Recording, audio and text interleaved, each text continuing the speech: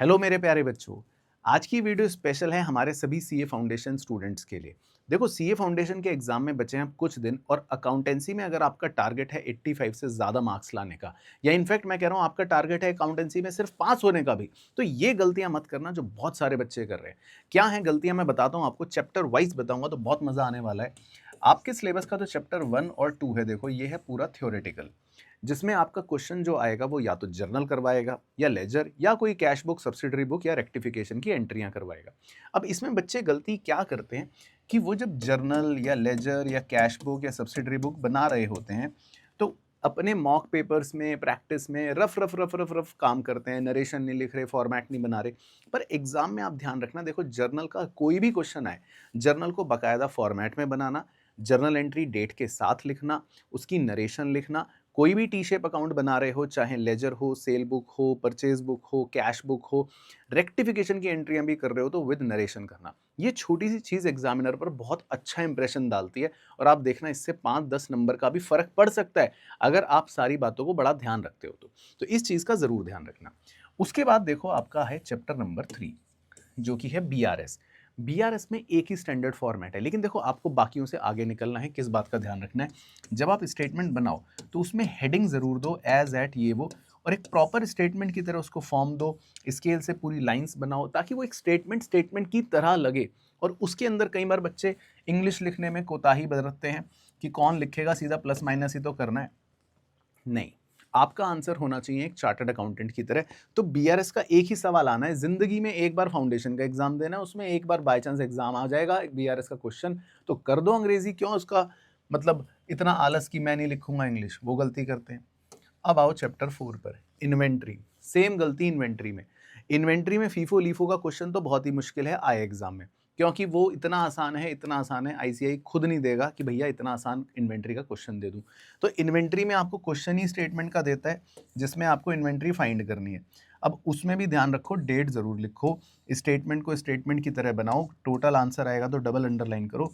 English लिखो, बच्चा English नहीं लिखता, कहता प्लस माइनस कर तो दिया, आंसर आ तो गया। नहीं, यही मिस्टेक आप करते हो और इसीलिए मार्क्स कटते हैं। फिर आप बाद में सोचते हो, कहते हो कि करा तो मैंने पूरा था, आंसर भी सही था, पता नहीं मार्क्स क्यों नहीं दे रहा आईसीआई। क्योंकि मार्क्स इसलिए नहीं दे रहा आईसीआई क्योंकि आपका आंसर एक सीए वाला आंसर नहीं है। आपका आंसर होना चाहिए जो एक चार्टर्ड अकाउंटेंट प्रेजेंट करे। सेम गोज फॉर चैप्टर 5 और 6। अब देखो, डेप्रीसिएशन हो, बिल्स ऑफ एक्सचेंज हो, डेप्रीसिएशन में अकाउंट बनाने को आएंगे तो ठीक है, सुंदर सुंदर अकाउंट बनाओ, उसमें सारी बातें पर्टिकुलर क्लियरली लिखो। अब कोई वैल्यू निकाली है तो उसका वर्किंग नोट भी जरूर दे दो, ऐसा ना लगे एग्जामिनर को कि आगे वाले से चेप के आपने वैल्यू लिखी है। सिमिलरली बिल्स ऑफ एक्सचेंज, सारा जर्नल एंट्री का चैप्टर है। जर्नल एंट्री अगर आ रही है, फॉर्मेट में लिखो, नरेशन के साथ लिखो, बहुत ज़्यादा ज़रूरी है। और शॉर्ट फॉर्म्स मत यूज़ करना। देखो मैं फिर रिपीट कर रहा हूँ, ज़िंदगी में एक बार फाउंडेशन का एग्जाम देना है, उसमें एक बार ज़िंदगी में अगर क्वेश्चन आया है बिल्स ऑफ एक्सचेंज का तो कितना ही समय बचा लोगे शॉर्टकट यूज़ करके। शॉर्ट टर्म मत यूज़ करना, प्रॉपर बाकायदा सारे अकाउंट के नाम लिखना, नरेशन ज़रूर लिखना, डेट के साथ एंट्रियाँ करना, और अपने मॉक पेपर की जो अभी प्रैक्टिस कर रहे हो उसमें इन बातों को इनकॉर्पोरेट करके ही ये सारी बातें फॉलो करना। मॉड्यूल 1 खत्म, या उसके बाद आपका फाइनेंशियल स्टेटमेंट है, चैप्टर 7, चैप्टर 8, चैप्टर 9, ये लोग एक साथ ही ले लेते हैं।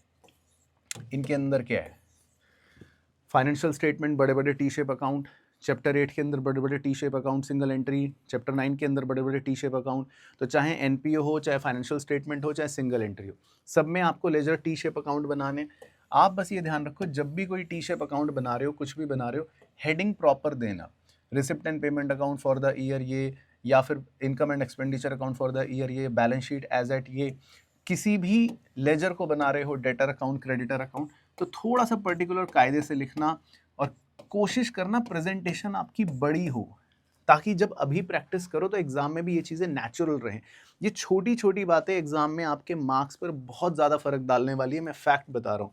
और इसके बाद देखो, आपका चैप्टर नंबर 10 या चैप्टर नंबर 11 भी क्यों ना हो, कंपनी अकाउंट्स हो चाहे पार्टनरशिप हो, पार्टनरशिप में कभी कभी छोटी छोटी एंट्रियां आती हैं। अब उसमें डिसोल्यूशन के अंदर पीस मिल जब डिस्ट्रीब्यूशन करना होता है तो उसका स्टेटमेंट का देखते हो फॉर्मेट कैसा है। उसमें इतने बच्चे गंदा प्रेजेंटेशन कर रहे हैं, इतने बच्चे गंदा प्रेजेंटेशन कर रहे हैं कि मतलब मैं क्या बताऊं आपको। वो शीट दिखा दूं अगर बच्चों की गंदी प्रेजेंटेशन की, तो आपकी तबीयत खराब हो जाए 4 दिन। तो प्रेजेंटेशन अगर पीसमील डिस्ट्रीब्यूशन का कर रहे हो, डिसोल्यूशन के अंदर खासकर, तो उस स्टेटमेंट की प्रैक्टिस करके जाओ कि कैसे बनाना है मेरे को सुंदर, उसमें लिखना क्या है, कटिंग अवॉइड करनी है। सेम उसमें भी जितनी जगह लेजर बनाने हैं, revaluation, capital, balance sheet, heading ज़रूर डालना बैलेंस शीट की। यानी कि बैलेंस शीट देख के लगे एग्जामिनर को कि ये किसी सीए ने बैलेंस शीट बनाई है। ऐसा ना लगे कि बच्चा बना के लिया है, बस आइटम लिख दिया, मैच तो हो ही रहा है। थोड़ी सी इन बातों का ध्यान रखोगे तो बहुत हेल्प मिलेगा।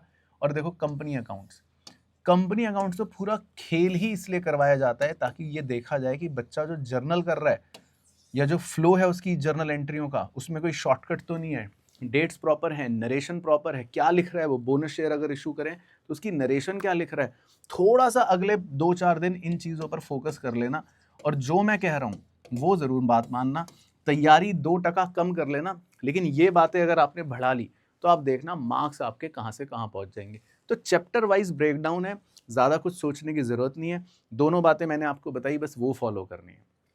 तो जल्दी से अपने सभी दोस्तों के साथ ये वीडियो कर दो शेयर, क्योंकि अकाउंटेंसी में दिन बचे हैं बहुत कम, और एग्जाम में ये छोटी सी वीडियो बहुत ज़्यादा हेल्पफुल रहने वाली है, इस बात की मैं गारंटी देता हूँ। 2 मॉक पेपर आप इस तरह जो मैं बता रहा हूँ वैसे करके देख लो ना, एग्जाम में आपके नंबर आपकी एक्सपेक्टेशन से ज़्यादा हैं तो वापस से इस वीडियो में आके कमेंट कर देना। तो मेरी तरफ से सबको बहुत बहुत बेस्ट विशेज़, अपनी अच्छी तैयारी करते रहो सीए फाउंडेशन एग्जाम की।